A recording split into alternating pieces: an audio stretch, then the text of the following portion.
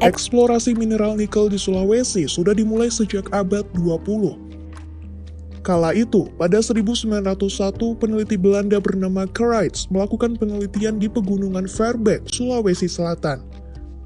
Enggak jauh setelahnya, pada 1909, ahli geologi asal Belanda juga, Isi Abendanon, meneliti kandungan mineral nikel di Pomala, Sulawesi Tenggara. Dua lokasi itu lantas jadi titik mula eksplorasi nikel di Sulawesi. Meski sudah diteliti dan dimulai sejak periode 1900-an, eksplorasi nikel di Sulawesi baru benar-benar terwujud lebih dari 2 dekade setelahnya. Tepatnya pada 1935, ketika Bontole Masapic, anak perusahaan Osborne Masapic, melakukan eksplorasi biji nikel di sekitar Pomala, Kolaka, Pulau Maniang, dan Pulau Lemo. Perusahaan ini menemukan endapan biji nikel berskala besar. Pada 1938, mereka bahkan bisa mengirim 150.000 ton biji nikel ke Jepang. Geliat eksplorasi kian masif setelah Orde Baru berkuasa. Rezim Soeharto lewat Undang-Undang Penanaman Modal Asing menawari sejumlah negara calon investor untuk mengelola penambangan nikel di Sulawesi dalam wujud kontrak karya. Pemerintah waktu itu beralasan bahwa Indonesia adalah pusat nikel, menyumbang proporsi sekitar 15% dari cadangan nikel dunia. Bila ditarik dalam lanskap yang lebih luas, Sulawesi kemudian jadi sumber nikel di Indonesia.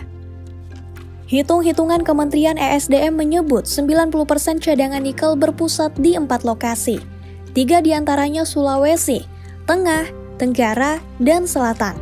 Sisanya ada di Maluku. Keadaan itu berkolerasi lurus dengan aktivitas penambangan di Sulawesi. Per 2022, pemerintah sudah menerbitkan lebih dari 250 izin penambangan nikel di Sulawesi, termasuk di dalamnya pembangunan smelter, IUP, dan kontrak karya. Aktivitas penambangan paling banyak ada di Sulawesi Tenggara. Yang terbaru, pemerintah meresmikan pembangunan pabrik smelter nikel milik PT Vale Indonesia atau dulu Inco di Blok Pomala, Kolaka, Sulawesi Tenggara. Mengapa pemerintah getol sekali soal nikel? Tentu nggak luput dari konteks global, manakala tren penggunaan kendaraan listrik memperlihatkan tanda-tanda peningkatan yang menggiurkan. Krisis iklim dan penggunaan batu bara yang kian dikritik mendorong banyak negara beralih ke energi hijau. Dalam konteks ini, wujud dari energi hijau itu adalah kendaraan listrik. Di Cina misalnya, produksi mobil listrik memecahkan rekor sebesar 3 juta unit dalam rentang Januari hingga November 2021. Angka ini tumbuh kurang lebih 167,4% ketimbang periode yang sama pada 2020.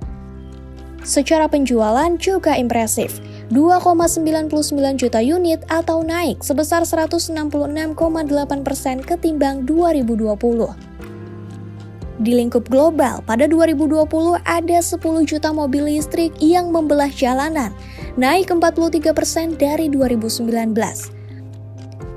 Proyeksi Bloomberg New Energy Finance bilang bahwa pertumbuhan mobil listrik pada 2040 bisa tembus 66 juta unit di seluruh dunia, meski tanpa dukungan kebijakan pemerintah.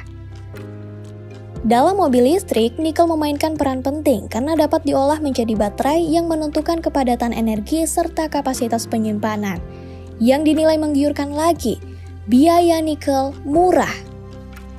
Meski penggunaan nikel paling banyak masih di stainless steel, tapi perkiraannya pada 2040 mendatang, kebutuhan nikel untuk baterai kendaraan listrik dapat capai 50%. Sebagai produsen nikel terbesar di dunia, dengan jumlah produksi lebih dari 1 juta metrik ton, Indonesia nggak ingin kehilangan momentum, walaupun dominasi Cina masih susah dicongkel. Terlebih, pemerintah punya amunisi berupa cadangan biji nikel yang besar dan tersebar di Sulawesi. Salah satu langkah yang diambil ialah menggandeng Cina untuk mengurus industri nikel di Sulawesi. Hasil studi kolaborasi antara Auriga Nusantara dan KPK memperlihatkan 9 dari 11 smelter di Morowali dimiliki Cina.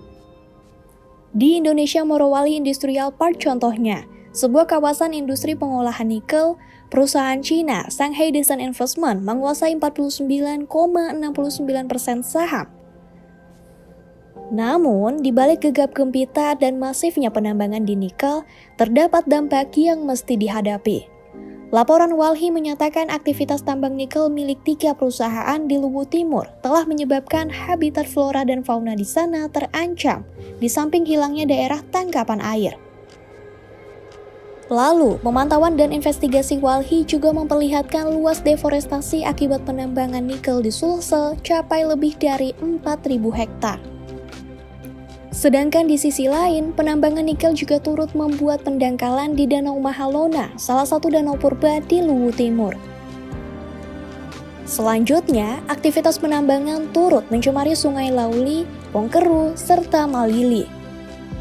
Enggak ketinggalan, sebanyak lebih dari 40 hektar konsesi tambang nikel di Sulsel masuk kawasan hutan lindung di Pegunungan Verbeek.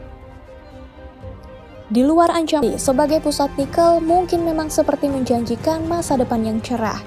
Pendapatan negara, serapan tenaga kerja, hingga ambisi mendukung penanggulangan krisis iklim adalah contoh masa depan itu. Namun, rumitnya dampak yang dihasilkan juga ikut menyertai. Dan sekarang tinggal menunggu bagaimana langkah antisipasi dari pemerintah.